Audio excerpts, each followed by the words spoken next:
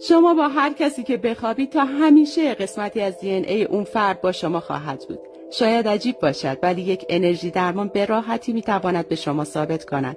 من فقط به نکاتی اشاره میکنم چون اذن استاد ندارم.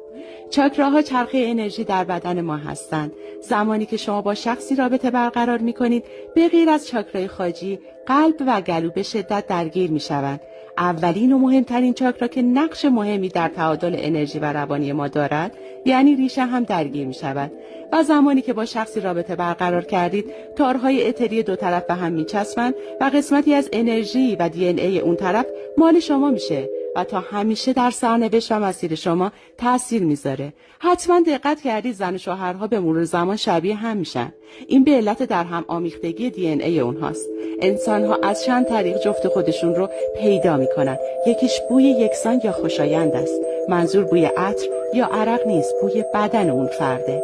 یکیش هم وجود دی ان ای مشترک اونهاست. بسیاری از افراد قبل از ازدواج با هم دی ان ای مشترک دارن و بعد از ازدواج با برقراری رابطه این تشابه بیشتر هم میشه.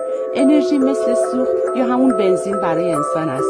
حواستون باشه این سوخت ارزشمند رو با چه کسی قسمت میکنید.